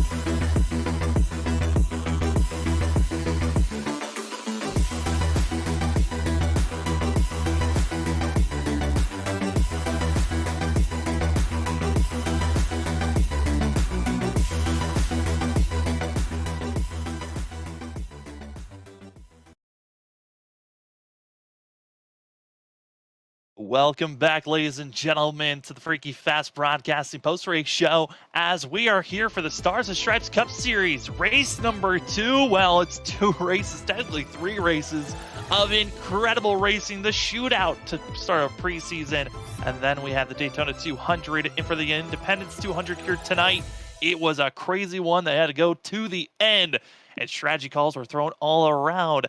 As our top 3 are ready to be interviewed, we'll start off with 3rd place runner, that of Cameron Sarton in the 94. Get his point of view on how tonight went. Cameron, it's Sam and Zach up in the booth. What a run for yourself here tonight. And man, what was going through your mind in that last stint, staying out as long as you did? Yeah, nice to talk to y'all again. Yeah, good run. I felt pretty good after that first little stint. And second stint came about, and I'm not really sure what I was doing differently, but my right front was just shot. So I couldn't keep up with them, and I saw all of them come early, and I tried to do something a little different. I think if I saved a little bit better and didn't lose about 2 or 3 seconds probably there at the end when I stayed out longer. Gained that back. I think I could have given him a shot because the third stint I stayed good again. So overall, I'll take a podium first non-plate race and run with it. Yeah, definitely a great start here for that second race, man, for you, Cameron. So congrats on being third here tonight, man. You brought up, the second run there. Do you feel like the track changed a little bit there, and you kind of caught up with it there at the end, or do you feel like it was just something you were doing a little bit wrong? Yeah, it had to have changed, a decent amount. I'm not smart to tell you exactly what it was, but I just felt like I couldn't run the same line I was doing in 1 and 2, trying to arc it. I couldn't get to that white line. It just stayed there, which would just burn the right front up even more. But Cannon saved it really well. I don't know what happened to Kyle. I guess he got a pit road penalty. So I thought I was gonna hang on to top 5 or 6 maybe, so end up third. I'll take it. A couple things to work on, but nothing to complain about. Certainly was a great night here, Cameron. I know we were amped up to see you in the Final Four last season. I know you didn't make it there because weren't able to show up for the race. But this season, do you feel like this season is a redemption for yourself to go for that championship for yourself? Oh yeah, 100%. Unfortunately, I missed out. Life happens, but I feel like I blew a few races earlier in the year last year. I think I should have had personally more than a couple wins. So the goal is to win the championship this year and give these guys a run for their money because I'm not a rookie anymore. So hopefully I've earned some respect a little bit. Well, certainly being the Rookie of the Year winner from last season, I think you certainly have the respect from at least up in the booth. I would imagine on track they also see it as well. But Cameron, before we let you go, the floor is yours for any shout-outs. Yeah, shout out to the mom, dad, grandparents watching at home. Disney and McDonald's new little sponsorship this year, as well as HPR and the quarter panels. Shout them out a little bit, and you guys missed y'all broadcasting. It's a lot of fun when y'all guys do it and watching the replays and stuff. So continue doing that, and hopefully we'll talk again at this time in a week. Oh, we hope so too. That's Cameron starting in the 94. Congratulations on a third place finish, and good luck next week. Yes, sir. Appreciate it, boys. As we traditionally go from third to second to first, we're actually going to change things up this week. We had third place runner. Well, let's talk to one of our biggest movers of the night. We have that up, Brandon Pierce up in the building. Brandon, it's Sam and Zach up in the booth. You came away as the biggest mover of the night, up 25 positions. How are you feeling after this incredible run for yourself and finishing in 6th place? Actually feeling like I left a little bit there on the table. I actually feel like I left a lot there on the table. Didn't have a good qualifying run, started in the back, just tried to take it easy. There in the second round of pit stops, there was a little incident as I was trying to get on pit road. Somebody went to the wall there off of 4. I thought for sure it was going to be a caution, so I gassed it up. That ended up costing me 4 seconds. So as pleased as I'd like to say I am with the result, I'm still feeling a little disappointed. Well, I tell you what, Brandon, it was a very great run from us up here in the booth, man, to watch you drive yourself all the way up from that 31st position up to 6th, man. So a great momentum, and like you said, you feel like more is there. So next week we head off into Pocono, man. You think you can carry some of that momentum from tonight into next week at the Tricky Triangle? I'm going to look forward to it. I've got quite a bit of experience in these cars, so I rate my chances here going on for the rest of the year to be up front running with the fastest guys here. You certainly did prove that you had the speed to carve your way through the field. Again, congratulations on being the biggest mover of the night. And Brandon, before we let you go, the floor is yours for any shout-outs. Shout out to Triad Racing Enterprises, all those guys with all the testing, all the help that they give the team with the driving. Stint Analyzer, Sousa Media, the rest of the guys on the team here at Iowa Motorsports, the admins for running the league, and you for broadcasting it and letting us do what we do. Thank you for giving us a great show of you carving through this field. It was a pleasure to watch, and congratulations again on being the biggest mover. That's going to be the 38 of Brandon Pierce, coming away 6th place for himself. Up again, 25 positions. Great showing for yourself, and good luck at Pocono next week. You guys have a good one. As we go from our biggest mover of the night, let's go down to 2nd place to that of Ross Tatum, who comes away another one of those drivers that has a good run for himself. Up 8 positions, but comes up 1 position shy. Ross, a great run for yourself. You're coming in as one of our rookies to watch out for. You certainly did show it here tonight. But man, how was that run for yourself there late? Oh, that was a lot of fun. A lot of fun to go caution free, especially at a track like Texas. All the tire wear that's involved. So that was really fun. Had worked my way up from 10th, and I really think I had a shot at the win, but I actually burned my right front up too much on that second run, and I think it's what cost me. But what a drive by Ken and Cameron, those guys, all those guys just running 1-2 basically the whole race. Yeah, I tell you what, Ross and Zach up here in the booth, man. Also, congrats on second for you here tonight, man. It was a great run, like you said, up from 10th up here. And yeah, we brought it up tonight. A lot of the timing for pit stops, you hit pit road there on lap 45, then you stretched it a little bit farther there to 96 on that second stop. Do you feel like that was valuable and allowing you to get back up there with them fresher tires? Yeah, I'm not really sure because seemed like the guys that were pitting later were actually the faster ones and coming up through the field. So I pitted early the first time, and I think it actually cost me 2 or 3 spots on that green flag run. So it's a little bit different than normal tracks on iRacing. It seems like normally if you pit early, it's better, but tonight, for whatever reason, pitting later was better. Well, Ross, again, coming in as a rookie into a brand new series, how are you feeling comfortable wise with this field? And do you feel like you've got an opportunity to go for a couple of wins this season? Gosh, I don't know, man. It's a really strong, big fields. So, it's going to take a lot of good luck to go out and win. Probably going to have to practice, and I don't really have a ton of time to practice. So, but I'll try. And second race, 36 drivers, go caution free. That's just crazy. I mean, a lot of applause to the league for great race tonight. Well, Ross, congratulations again on second place. But before we let you go, the floor is yours for any shout outs. Appreciate it, guys. Got to thank Coca-Cola, obviously, for paying my bills, give me a great day-to-day life. Got to thank my wife and my kid for letting me race. My wife put the baby to bed tonight, so I got to thank her for that. I got to thank my teammates at Storm Motorsports. Got to thank Ken. Great job by him tonight winning. Chris and Martin. Martin with a great finish also. And just the league. What a second race of the season. The first race was awesome too. And got to thank B&G Motorsports or Construction for coming on board and sponsoring us this season, and just the league and Freaky Fast Broadcasting. Can't wait to get to Pocono. Pocono's the next race to go, but for tonight, congratulations, Ross, on a second place finish, and good luck heading to Pocono, and hopefully we'll be talking to you then. Thanks, guys. As we head from second place, we go down to Victory Lane, where we find a driver that in the first 3 races of the last season found himself into Victory Lane. Well, he didn't win last week, but he wins the second race this go around this season. We got Ken Campbell up in the booth for the 15. Ken, this was a wild race, but man, how is it feeling? Because it was stressful for us up in the booth thinking if you were going to win or lose this race. How was it down there racing at Texas?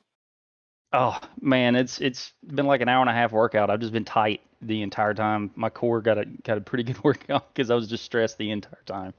But it was a good race. I came in expecting to go have long run speed, and that was the plan. And I thought the bumps in 3 and 4 were going to get some people, and we were going to have some cautions. But everybody kept it clean. Props to everybody for going green the entire time, and that just happened to work out with my strategy coming in. Well, Ken, I tell you what, congrats, man. It was awesome to watch that battle between you and that whole group up there. I mean, but I got to ask you the question there. Coming down to the end, was in all that lap traffic there, had the much less fresh tires than Aaron Hill. Unfortunately, he makes the mistake, so he didn't get to see the battle. But fortunately for you, what was going through your head there coming down to about 4 to go? Really, it was just flashbacks at Dover, where he was just coming out of nowhere. And Tatum let me know he was coming, and so I just see him coming up, and then I overdrove. I think it was 1 and got up into George, and so I'm sorry about that. But then he just kind of disappeared. We didn't know if he blew a right front or what, and it turns out I think he hit the wall and was just kind of breathing easy after that. And then I was like, we have a tendency to bring out cautions right before the white, and so I was just like, just let me see that white flag. And so just kind of breathing easy after that. But yeah, the lap traffic was a lot. I know those guys are racing for position, so I didn't want to really get in the middle of them, but I knew guys were coming, and so I was going to have to force my way in there eventually, and luckily it just worked out. And Ken, last week when we were talking in interviews, one of the talking points that we had was, how are you feeling about this Gen 7 car going to more traditional racetracks? Well, after running here tonight, caution free, how are you feeling now with the Gen 7 compared to the Gen 6? They're a lot different. They give you a lot of variability in how they drive. I mean, they'll get super tight. There's not as much side draft that I can notice, but it's more variability in how you drive. And so I think track to track, you can't just like pick one way and drive that and have success. I think you're definitely going to have to work at it more. These are a lot harder to drive. Well, Ken, another great run for yourself. Second place last week, came in tonight as the points leader. Well, you're probably going to leave as the points leader again after tonight's performance. With this win, we got to give you the floor. It's all yours for any shout outs. Yeah, first and foremost, thank you to my wife and kids, and my mom and sister. They support me in everything that I do, sim racing included. Shout out to people watching, my buddy James and Chelsea. Appreciate them and their support. Everybody at Storm Motorsports. I mean, we all finished top 12, and so we all had a really good night, and everybody put in work this week. We didn't just show up and win. We put in a lot of work. And so shout out to those guys. Nate, everybody here at the league. I mean, all the drivers. I mean, how many times do you come to Texas and go green the entire way? So everybody, we have fantastic league, fantastic drivers.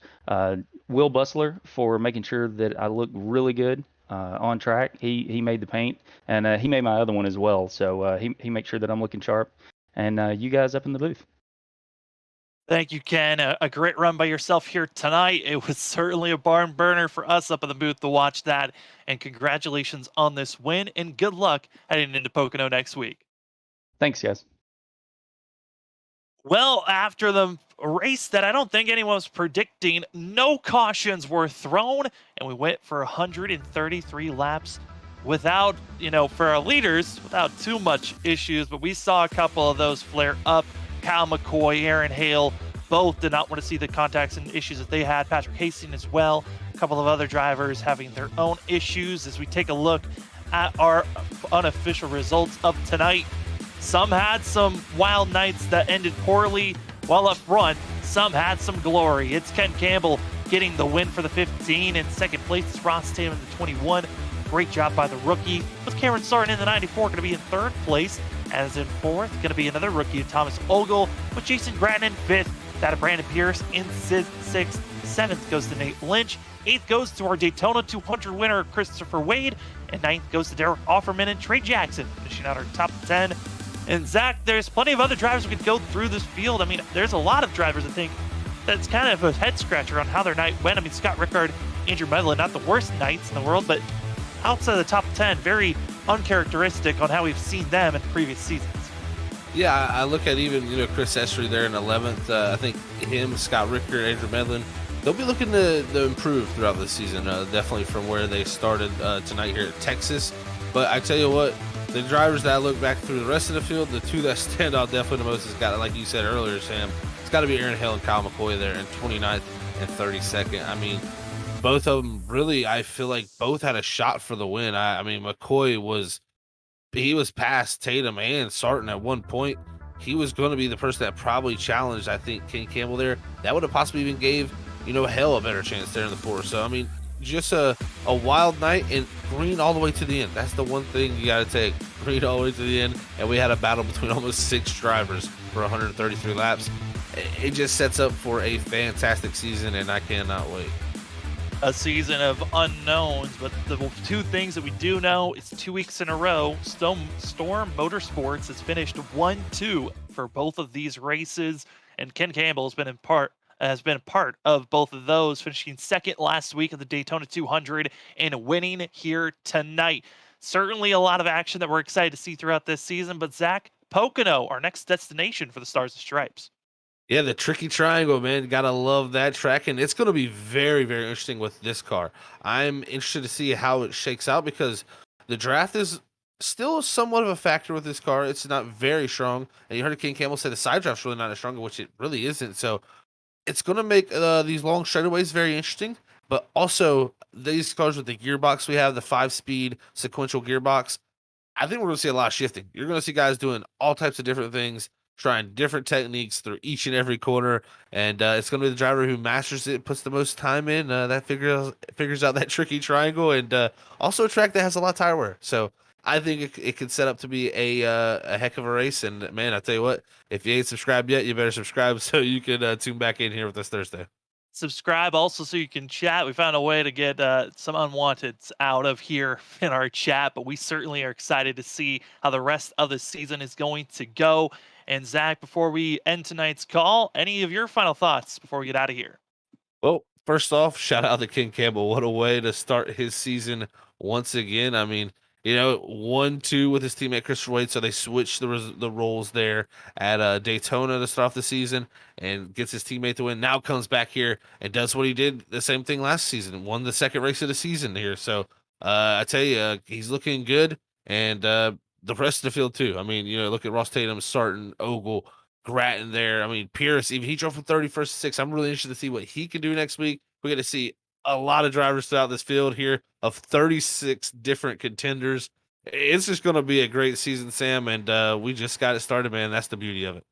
Yeah, it just got started, and what's crazy to think about, 3 of our top 10 drivers are rookies. The rookie class this season might be even stronger than it was last season. Last season, it was really Grattan and that of seeing Sarton being the top 2 drivers, and they were 2 of the 3 that came in last season. 11 rookies so far, and they certainly are showing their presence, but it's the veterans that are getting it done for our first 2 weeks here for the Stars and Stripes Cup Series. Thank you, Zach, for being commentators with me here this evening. Thank you to that of Robert Moyer for being producer tonight.